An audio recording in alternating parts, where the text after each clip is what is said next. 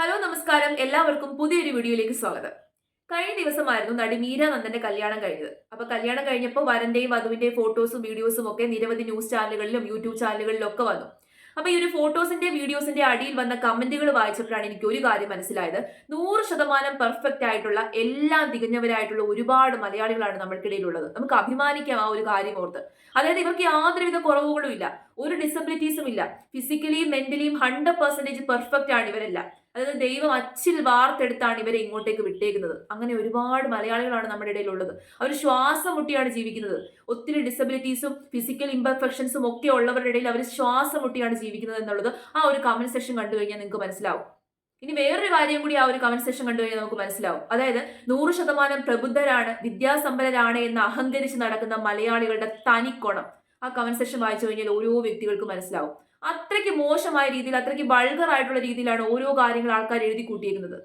ഒരു സിനിമാ നടി അവർ വിവാഹിതയാവുകയാണെങ്കിൽ, പ്രത്യേകിച്ച് വരൻ എന്ന് പറയുന്ന സിനിമയിൽ നിന്നുള്ളതല്ല എന്നുണ്ടെങ്കിൽ, ഒരു കോമണർ ആണെന്നുണ്ടെങ്കിൽ, ഇവരൊക്കെ ആദ്യം നോക്കുന്നത് എന്താണെന്നറിയാമോ? വരന്റെ സൗന്ദര്യമാണ്.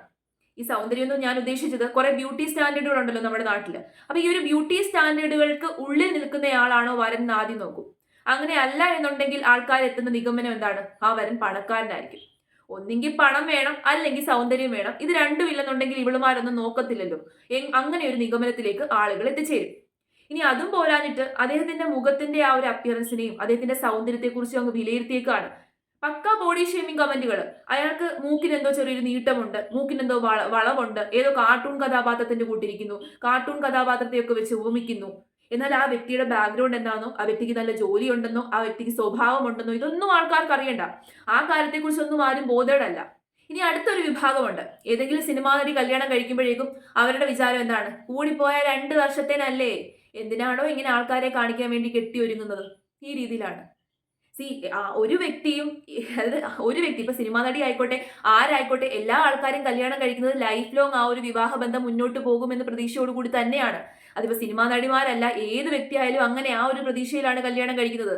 കല്യാണം കഴിക്കുമ്പോൾ ആരും ഡിവോഴ്സ് ആകും എന്നുള്ള രീതിയിലല്ല കല്യാണം കഴിക്കുന്നത്. ചിലപ്പോൾ വിവാഹ ജീവിതത്തിൽ ഒത്തുപോകാൻ ചിലപ്പോൾ സാധിച്ചെന്ന് വരില്ല. പ്രണയിച്ച് നടന്നപ്പോൾ ചിലപ്പോൾ അവർക്ക് തമ്മിൽ അങ്ങോട്ടും ഇങ്ങോട്ടും സ്നേഹമായിരിക്കും, അവർക്ക് ഒത്തുപോകാൻ സാധിക്കും എന്നുള്ള ആഗ്രഹത്തിലായിരിക്കും അവർ വിവാഹം കഴിക്കുന്നത്. അതിനുശേഷം ചിലപ്പോൾ ലൈഫിന്റെ പ്രശ്നങ്ങളും ഒരുപാട് കാര്യങ്ങളും ഒരുപാട് സന്ദർഭങ്ങളും ഒക്കെ വരും.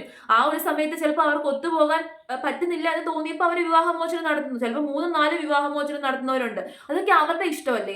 അപ്പൊ അവരെയൊക്കെ ആ ഒരു രീതിയിൽ അവരുടെ ക്യാരക്ടറിനെ വിലയിരുത്താൻ വേണ്ടി നമ്മൾ ആരാണ്? ഈ വിലയിരുത്തുന്നവരും ഈ കമന്റ് ഇടുന്നവരുടെ ഒക്കെ ലൈഫ് ഒന്നും വലിയ പെർഫെക്റ്റ് ഒന്നും ആയിരിക്കത്തില്ല.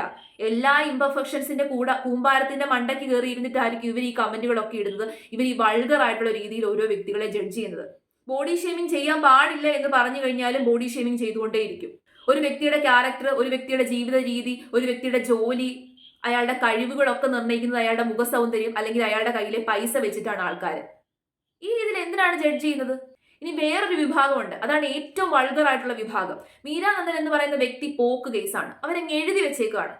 അതായത് ഭയങ്കര മോശമായ രീതിയിലാണ് പറയുന്നത്. അത് ദുബായ് മൊത്തം കളിച്ച് നടന്നവളാണ്. പിന്നെന്താണ്, ദിലീപ് ഉപയോഗിച്ചിട്ട് വേണ്ടാന്ന് വെച്ചവളാണ്. അങ്ങനെ പല നടന്മാരും ഉപയോഗിച്ചിട്ട് വേണ്ടാന്ന് വെച്ചവളാണ്. ഈ രീതിയിലൊക്കെ ഒരാളെ ജഡ്ജ് ചെയ്യാനും ഒരാളെ വിലയിരുത്താൻ വേണ്ടിയിട്ട് നിങ്ങൾക്ക് അധികാരം തന്നത് ആരാണ്? ഇതിലെ ഏറ്റവും വലിയ രസകരമായിട്ടുള്ള ഒരു കാര്യം എന്ന് വെച്ച് കഴിഞ്ഞാൽ ഇവർക്കൊന്നും സ്വന്തമായിട്ടൊരു പേര് പോലും കാണത്തില്ല.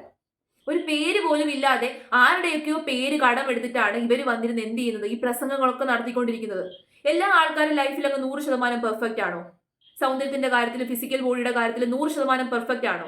ഈ പറയുന്ന ഈ കമന്റ് ഇടുന്ന ആൾക്കാർ 100% പെർഫെക്റ്റ് ആയിട്ടുള്ള ഒരു വ്യക്തിയെ കൊണ്ട് കാണിച്ചതാ, അല്ലെങ്കിൽ 90% എങ്കിലും പെർഫെക്റ്റ് ആയിട്ടുള്ള ഒരു വ്യക്തിയെ കൊണ്ട് കാണിച്ചതാ? കാണാൻ സാധിക്കത്തില്ല. ഈ ലോകം എന്ന് പറയുന്നതേ ഇംപെർഫെക്ഷൻസ് ആണ്. ഫിസിക്കൽ ഡിസബിലിറ്റീസ് ആയിക്കോട്ടെ, മെന്റൽ ഡിസബിലിറ്റീസ് ആയിക്കോട്ടെ, ചിലപ്പോൾ ശരീര സൗന്ദര്യത്തിലായിക്കോട്ടെ, അങ്ങനെ എല്ലാ രീതിയിലും ഡിസബിലിറ്റീസും ഇംപെർഫെക്ഷൻസും നമുക്ക് കാണാൻ സാധിക്കും. ഇംപെർഫെക്ഷൻസിന്റെ മണ്ടയ്ക്കാണ് ഈ ലോകം കെട്ടിപ്പടുത്തേക്കുന്നത്. ഒരു രീതിയിലും നമുക്ക് പെർഫെക്ഷൻ കാണാൻ പറ്റത്തില്ല. പെർഫെക്ഷൻ എന്ന് പറയുന്നത് നമ്മുടെ മനസ്സിന്റെ ഉള്ളിലാണ്. നമ്മുടെ മനസ്സിന്റെ ചിന്താഗതികൾ വെച്ചിട്ടാണ് നമ്മൾ പെർഫെക്ഷൻസിനെ കാണേണ്ടത്. അല്ലാതെ ഇംപെർഫെക്റ്റ് ആയിട്ടുള്ള ഒരു മൈൻഡ് വെച്ചിട്ട് ഏതിനെ നോക്കിയാലും നിങ്ങൾക്ക് ഇംപെർഫെക്റ്റ് ആയിട്ടേ കാണാൻ വേണ്ടി സാധിക്കത്തുള്ളൂ. അത് അവരുടെ കുഴപ്പമല്ല, നിങ്ങളുടെ മാത്രം കുഴപ്പമാണ്, നിങ്ങളുടെ കണ്ണുകളുടെ കുഴപ്പമാണ്. ഒരു വ്യക്തി അങ്ങ് ചുമ്മാതെ വിലയിരുത്തുകയാണ്. ഒരു വ്യക്തി ഒരു ക്രിമിനലാണ്, ഭയങ്കര ക്രിമിനൽ ആയിട്ടുള്ള ഒരു വ്യക്തിയാണ്, ഭയങ്കര ഒരു സീരിയൽ കില്ലറാണ്, ക്രൂരനാണ്. ആ വ്യക്തിയെ നമുക്ക് ഏത് രീതിയിലും വിലയിരുത്താം, അയാൾ ക്രൂരനാണ് എന്നൊക്കെ പറയാം. പക്ഷെ അല്ലാത്ത പക്ഷം ഒരു വ്യക്തിയെ കാണുന്ന സമയം തന്നെ അയാളുടെ അപ്പിയറൻസ് നോക്കി, അയാൾ വായിൽ നിന്ന് വരുന്ന അല്ലെങ്കിൽ അയാൾ സംസാരിക്കുന്നത് നോക്കി, ഇപ്പൊ ഈ ഒരു ആ വ്യക്തിക്ക് മലയാളം അറിയത്തില്ല, വീരാനന്ദന്റെ ഹസ്ബൻഡ് മലയാളം അറിയില്ലെന്ന് തോന്നുന്നു. അപ്പോൾ വളരെ പതുക്കെയാണ് സംസാരിക്കുന്നത്. മാത്രമല്ല മാധ്യമങ്ങളുമായിട്ട് അങ്ങനെ വലിയ രീതിയിൽ ഇന്ററാക്ട് ചെയ്തിട്ട് അയാൾക്ക് ശീലമില്ല. അപ്പൊ അയാൾ കുറച്ച് അസ്വസ്ഥമായിട്ടാണ് നിൽക്കുന്നത്. അപ്പൊ അതിനെയും ആൾക്കാർ പറയുന്നത് ഈ കല്യാണത്തിന് ഇഷ്ടപ്പെടാഞ്ഞിട്ടാണ്. എന്തൊക്കെയോ തരികിട പരിപാടിയുള്ള ഗ്രൂമാണെന്ന് തോന്നുന്നു. ആ യുവാവ് അങ്ങനെ എന്തോ ആണ്, തരികിട മണക്കുന്നു. വളരെ മോശമായിട്ടുള്ള ഒരു അപ്രോച്ചാണ് കേട്ടോ നമ്മുടെ മലയാളികൾക്ക്. എനിക്ക് തോന്നുന്നു വേറെ ഒരു സ്ഥലത്തും ഈ രീതിയിലുള്ള അപ്രോച്ച് ഞാൻ കണ്ടിട്ടില്ല. ഇങ്ങനെ ആരും തന്നെ ഇത്ര തീക്ഷ്ണമായിട്ട് ഇത്ര തീവ്രമായിട്ട് ഒരാളെ വിലയിരുത്തി അയാളെ വലിച്ചു കീറി ഈ രീതിയിലൊന്നും കമന്റ് ഇടത്തില്ല. ഇതാണ് നമ്മുടെ പ്രബുദ്ധത. ഇതാണ് നമ്മുടെ എന്താ പറയുക 100% ഭയങ്കര എന്തോ വലിയ ടോപ്പിലൊക്കെ നിൽക്കുവാണ് നമ്മള്. ഭയങ്കര മഹനീയമായിട്ടുള്ള വ്യക്തികളാണ് മലയാളികൾ. ആ മഹനീയതയെല്ലാം ഈ രീതിയിൽ കാണാൻ വേണ്ടി പറ്റുന്നുണ്ട്. മലയാളികളുടെ യഥാർത്ഥ സ്വഭാവം തിരിച്ചറിയണമെന്നുണ്ടെങ്കിൽ ഇത്തരത്തിലുള്ള കമന്റ് സെക്ഷനുകൾ നോക്കിയാൽ മതി. നമുക്ക് കൃത്യമായിട്ട് മനസ്സിലാവും റിയൽ ആയിട്ടുള്ള സ്വഭാവം. വിഷം ചീറ്റിക്കൊണ്ടിരിക്കുകയാണ്. അത് ഇങ്ങനെയുള്ള കമന്റ് സെക്ഷനുകളിലൊക്കെ അങ്ങ് വിഷമാണ്. ടോക്സിസിറ്റി അങ്ങ് ചീറ്റിക്കൊണ്ടിരിക്കുകയാണ്. യഥാർത്ഥത്തിൽ ഞാനൊരു കാര്യം പറയാം. നമ്മുടെ ഏകദേശം ഒരു 50-60% മലയാളികളും ടോക്സിക് ആണ്. 60 അല്ലെങ്കിലേ ഉള്ളൂ, 60% അല്ലെങ്കിലേ ഉള്ളൂ. ടോക്സിക് ആണ്, പക്കാ ടോക്സിക് ആണ് അവര്. അവരുടെ എല്ലാവരുടെയും ഉള്ളിൽ ഈ ടോക്സിസിറ്റി ആണ്. അവര് വെച്ച് പുലർത്തുന്ന കുറെ സോ കോൾഡ് സ്റ്റീരിയോ ടൈപ്പുകൾ, കുറെ സ്റ്റാൻഡേർഡുകൾ. ഈ സ്റ്റാൻഡേർഡുകളുടെ സ്റ്റീരിയോ ടൈപ്പിന്റെ ഒക്കെ ഉള്ളിൽ ആൾക്കാർ വന്നില്ലെന്നുണ്ടെങ്കിൽ അവരെല്ലാം മോശക്കാരാണ്. എന്നാൽ ഈ പറയുന്ന ആൾക്കാർ സ്വന്തം ജീവിതത്തെക്കുറിച്ച് ആലോചിക്കുന്നില്ല. സ്വന്തം ജീവിതം പെർഫെക്റ്റ് ആണോ നോക്കുന്നില്ല. സ്വന്തം ശരീരം പെർഫെക്റ്റ് ആണോ നോക്കുന്നില്ല. അവർക്ക് അറിയേണ്ടത് മറ്റുള്ളവരുടെ ഇംപെർഫെക്ഷൻസ് എങ്ങനെ കണ്ടുപിടിക്കാം, ആ ഇംപെർഫെക്ഷൻസ് വെച്ച് മറ്റുള്ളവരെ എങ്ങനെ കുത്തി നോവിക്കാം എന്ന് മാത്രമാണ്. എത്ര പറഞ്ഞു കഴിഞ്ഞാൽ ഈ സമൂഹം നന്നാവുമെന്ന് എനിക്ക് തോന്നുന്നില്ല. നന്നാവാനും ചാൻസ് ഇല്ല. പക്ഷെ നമ്മൾ സ്വയം വിലയിരുത്തുക. നമ്മൾ പെർഫെക്റ്റ് ആണോ എന്ന് സ്വയം വിലയിരുത്തുക. പണ്ട് യേശുക്രിസ്തു പറഞ്ഞതുപോലെ തെറ്റ് ചെയ്യാത്തവർ കല്ലെറിയട്ടെ എന്ന് പറഞ്ഞതുപോലെ നമ്മൾ പെർഫെക്റ്റ് ആണോ, നമ്മളുടെ ഉള്ളിൽ എത്രത്തോളം പെർഫെക്ഷൻസ് ഉണ്ട്, നമ്മുടെ ശരീരത്തിൽ എത്രത്തോളം പെർഫെക്ഷൻസ് ഉണ്ട് എന്നത് മനസ്സിലാക്കിയിട്ട് സ്വയം നമ്മളിലേക്ക് നോക്കിയിട്ട് മറ്റുള്ളവരെ വിലയിരുത്താൻ പോവുക, മറ്റുള്ളവരുടെ പെർഫെക്ഷൻസ് കണ്ടുപിടിക്കാൻ വേണ്ടി പോവുക.